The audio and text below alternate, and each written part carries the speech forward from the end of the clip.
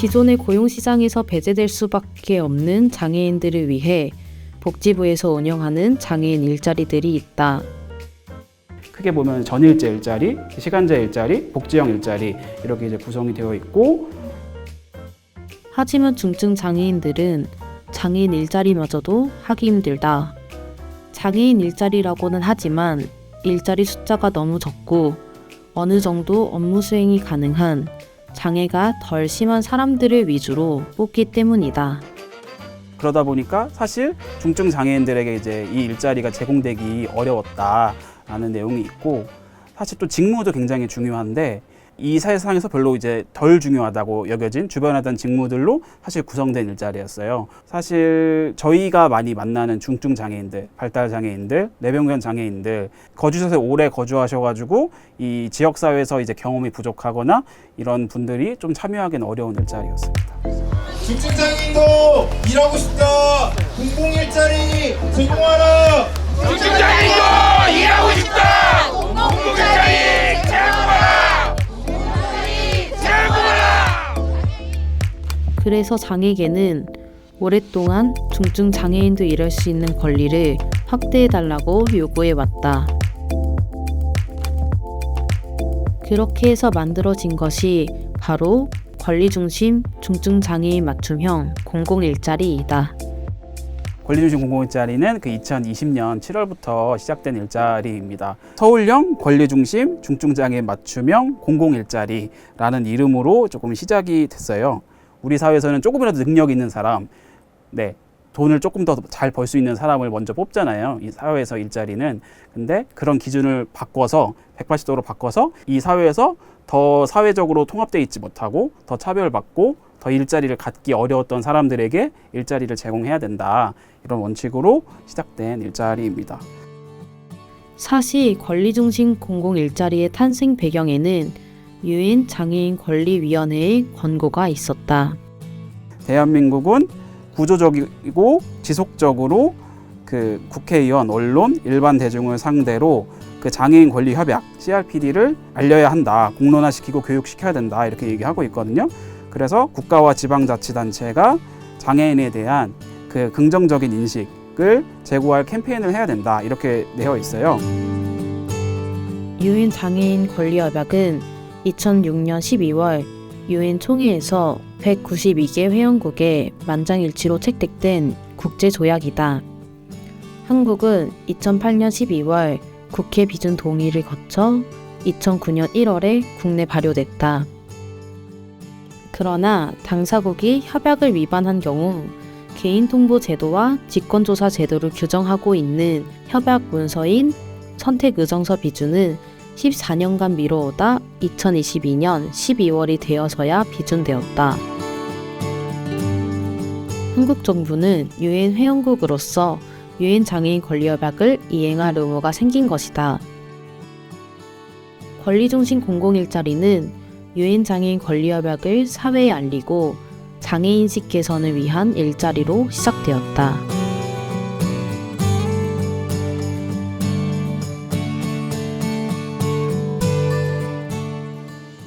권리중심 공공일자리는 권리중심 중증장애인 맞춤형 공공일자리라는 이 이름에 모든 성격이 담겨 있다. 첫 번째, 최중증 장애인을 위한 일자리이다. 저희는 이제 최중증 장애인 우선 채용의 원칙이라고 하거든요. 이 세상에서, 이 사회에서 중증 장애인일수록 더 일자리를 가진 적 없는 사람일수록 이 사람을 먼저 뽑아야 된다.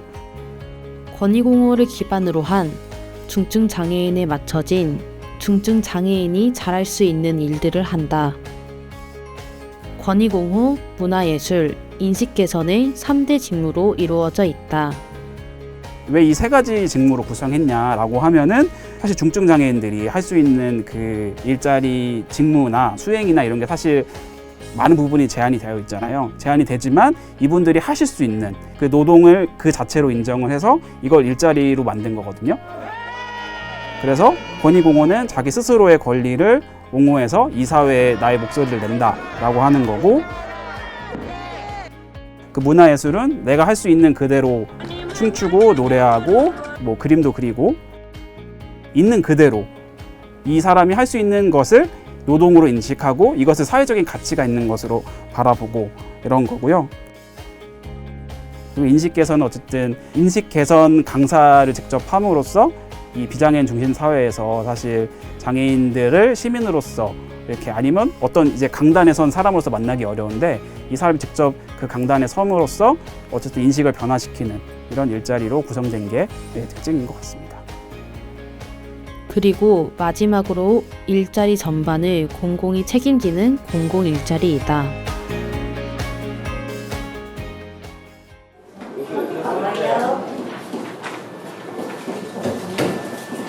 편의설 모니터링 시간 다시 돌아왔습니다. 오랜만에 하죠? 네. 우리 올해 3월부터 사전 교육부터 시작해서 열심히 달려왔어요. 총 68회 진행했고 우리가 조사한 곳들에 다시 전화를 해서 편의시설 개선 여부에 대해서 이제 물어보려고 해요. 설치를 2020년 7월 서울에서 최초로 시작된 권리중심 공공일자리는 서울시에서 재정을 마련하고 장애인 권익공호 기관들이 사업을 위탁받아 운영해왔다. 이응 장애인 자립생활센터도 사업 시작 당시부터 권리중심 공공일자리를 진행했다.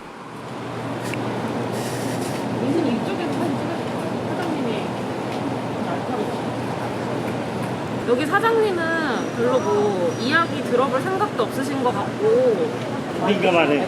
네, 민감하시고 체중증 장애인들과 함께 일하는 것이 처음부터 쉽지는 않았다. 체중증 장애인이 무슨 일을 할 수 있을까? 아직 우리 사회가 한 번도 경험하지 못했던 실험을 시작했다. 이 권리중심 공공일자리에 참여하셨던 분들은 정말로 최중증의 이제 장애인 당사자 분들이셨던 거예요. 그래서 노동자로서 이제 주체성을 가지고 좀 업무에 참여할 수 있도록 하는 것, 이제 그게 가장 큰 이제 초창기에 좀 고민이었고, 고정적인 업무 루틴을 좀 만들 필요가 있겠다 해서 이제 출근부에 무조건 사인하시는 거, 그래서 출근하시면 무조건 출근부에 사인 먼저 해주세요. 이제 이런 것들, 그리고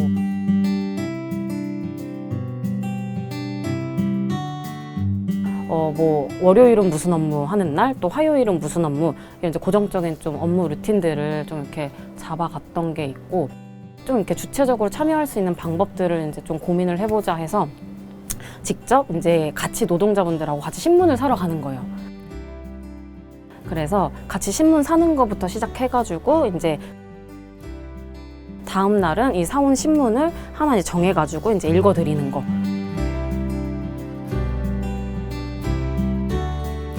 그리고 이제 문화예술을 활동하면서 뭐 조금이라도 이제 뭐 이렇게 손을 잡으면서 이제 동작을 이제 해본다거나, 뭐 혹은 업무일지에 이제 글씨를 못 쓰시니까 이제 손에 도장을 찍어가지고 이제 그 출근부 사인을 대신 한다거나, 이제 이런 식으로 조금이라도 이제 노동자분들의 주체적으로 참여하고 노동자분들의 이제 생각이 담길 수 있도록 하는 업무들을 만들기 위해서 좀 많은 노력들을 좀 했던 것 같아요.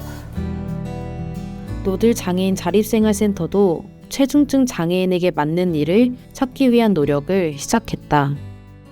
그 분들이 할 수 있는 맞춤형 일을 할 수 있도록 일자리의 내용을 짰던 것 같아요. 탈시설 당사자가 직접 이야기하는 스토리텔링을 진행을 했었는데, 직접 당사자분들이 AAC나 말로 직접 이야기를 하면서 하는 시간이 있었는데, 버스랑 그 정류장 휠체어 접근성이 좀 잘 돼 있는지 모니터링하는 활동을 했었는데, 여전히 너무 부족하다는 거를 모니터링하면서 많이 느꼈었죠. 체중증 장애인들이 할 수 있는 일을 찾아가는 과정에서 뜻밖의 변화들이 찾아왔다. 그 권리중심 일자리 이제 3년 하면서 가장 많이 바뀐 게 이제 노동자분들이 스스로 이제 권리의 주체로서 주체성이 많이 생기셨어요. 어쨌든 권리를 알려내는 일자리잖아요. UN CRP들 지역사회 알리고, 그러려면 우리부터가 권리가 무엇인지 배워야 되는 거예요. 이런 권리들을 이제 배우고 인식하면서, 아, 나한테도 이런 권리가 있구나. 나도 이런 권리가 있는 사람이고 시민이구나 라는 것들을 이제 조금씩 이제 알아가면서 지역사회 목소리를 낼 수 있고 이런 변화들이 저는 가장 큰 변화라고 좀 생각을 하고 장애인도 대한민국 국민입니다. 최중증 장애인인 우리는 계속해서 일하면서 월급 받는 직장인이 되고 싶습니다. 많이 일할 수 있도록 일자리를 확대해 주십시오. 나는 앞으로 내 권리를 위해 투쟁하겠습니다. 투쟁!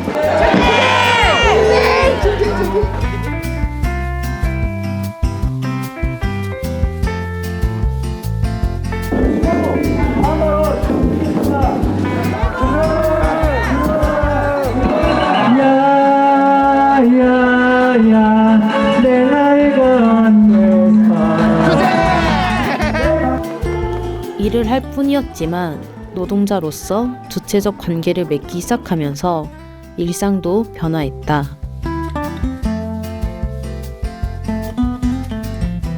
원래 제 눈을 쳐다보지 않으셨던 분이 이제 제 눈을 쳐다보시고 이제 뭐 타인의 물건을 그냥 이제 가져가셨다고 한다면은 이제 상대방의 동의를 좀 구하고서 이제 가져가시던가 혹은 상대방이 싫다고 했을 때는 이제 그만하시는 거, 포기하시는 거, 그리고 이제 분노 조절 어려우셨던 분도 이제는 스스로 이제 분노를 조절하려고 노력하는 그런 모습들이 조금씩 이제 보이고 있는 거예요.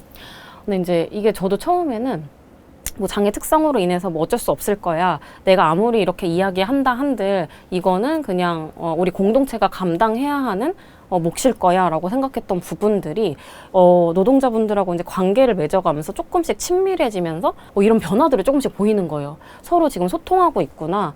서로 상대방의 이야기에 귀 기울이고 있구나. 이제 본인의 의사표현을 이렇게 조금씩 이제 하시기도 하고 처음에는 제가 미소를 많이 못 봤던 것 같아요. 근데 이제는 미소 짓는 게 정말 자연스러우시고 이제 많이 환하게 웃으시는 거. 네.